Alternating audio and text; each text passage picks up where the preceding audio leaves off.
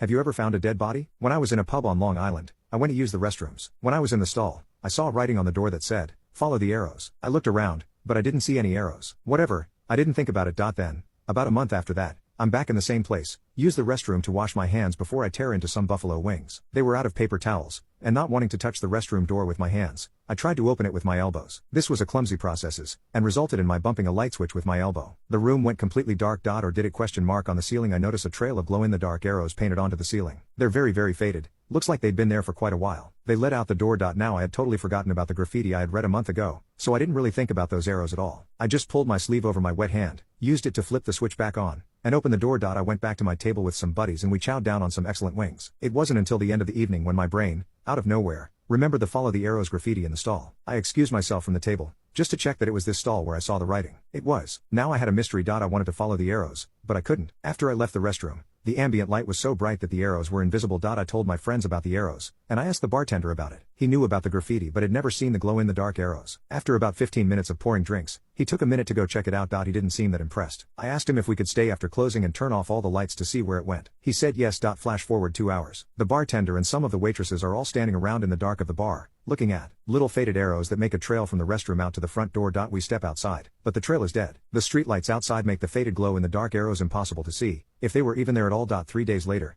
I'm in geology at my college, when I noticed the display of exotic minerals that the department has in a display case. Inside the case is a small, handheld black light used by rockhounds to find and observe glow-in-the-dark minerals. After the class, I ask the professor if I can borrow it. He says yes, but that if I break it I owe the department $45. Flash forward 9 hours. I drag my buddies back to the bar. We have some more drinks and awesome buffalo wings. When we're done gorging ourselves, it is already dark outside. I went to the bathroom and tested my black light on some of the painted arrows. It worked like a charm. They glowed incredibly brightly, and even with the lights on they were fairly visible. I went back to the table. We pay our tab, and step onto the street. My friends stood around me, trying to look cool, while I was geeking out with my black light searching for invisible arrows on the ground. I found one. I followed the arrow, keeping my black light inches from the ground, waving it back and forth. 5 feet away I found another arrow, then another, and another still. I was following these arrows down a sidewalk for about 2 blocks. My friends finally loosened up and started speculating on where the hell these arrows were taking us. Finally I got to an arrow pointing us in a new direction. It was a driveway leading to an empty commercial lot of some kind. The lot was surrounded by cyclone fences with aluminum siding. We couldn't see what was inside. The arrows led us around the fence and wall to a gate. I saw a lot of glow-in-the-dark paint under my light, and it took me a few seconds and some swinging of the light to realize we were looking at a giant arrow pointing inside the fence. I guess I should introduce you to my friends now. One was Jeff, one was Dave. Jeff pushed on the gate. It was locked and it rattled terribly in the dark. Dave looked uncomfortable. He took a deep breath, and before he could say what I'm certain he was about to say, "Hey guys, let's just go home." I cut him off. I say we hop this baby. Jeff didn't even say anything before he leapt against the gate, getting a firm handhold at the top. Ungracefully, but successfully, he pulled himself to an uncomfortable straddle on top of the gate. I followed suit, leaping at the gate. I didn't reach the top on my first attempt. I put the black light in my pocket and took a running leap at the gate. I got a firm handhold, but I could feel the metal digging into my skin.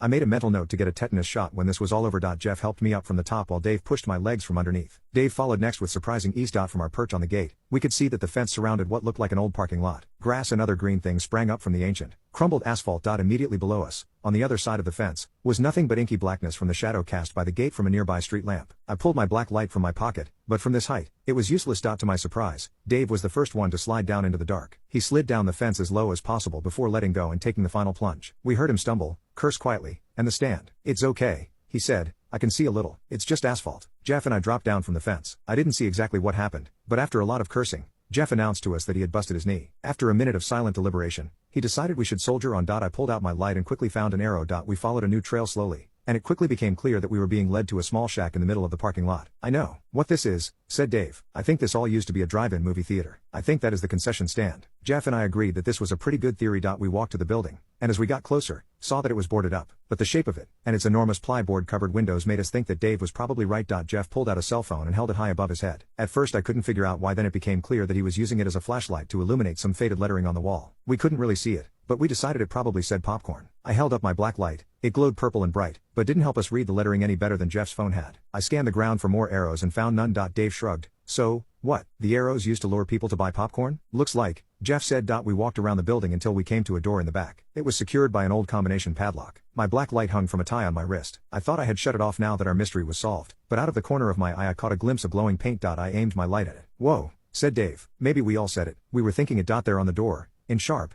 new glowing paint was scrawled 1356. Holding the black light close, we quickly rotated the wheels on the lock. Jeff pulled it open with a satisfying click. Pulling the padlock aside, We pushed on the old door. It creaked ominously, and got stuck when it was about a third of the way open. Jeff kicked his foot around the inside and moved an obstruction with thud. The door opened halfway now, and Jeff peeked inside. I can't see anything, he said. I peeked inside the door, shining my black light. It was useless. I cursed myself for not bringing a real flashlight. A black light and a cell phone were not enough to explore in there. It's useless, I said, as I pulled back from the door. Dave took his turn peering in. Just as I was about to suggest we head back to return another day, I heard a click, and a dim light appeared within the building. Holy shit, said Dave. I flipped the light switch, but I never thought in a million years that it would work. Jeff said, yeah, this place looks like it's been out of use for like 30 years, at least. Look at this parking lot. There are trees in it. Someone's still paying the bills, I said, and pushed on Dave to get him headed into the building. We walked in, and saw a surprisingly clean concession stand interior. There was thin coating of that strange sort of dust that accumulates in the absence of people. The sort of dust you would expect to find in an ancient tomb. The shelves were empty, and a cabinet stood on the far side of the room,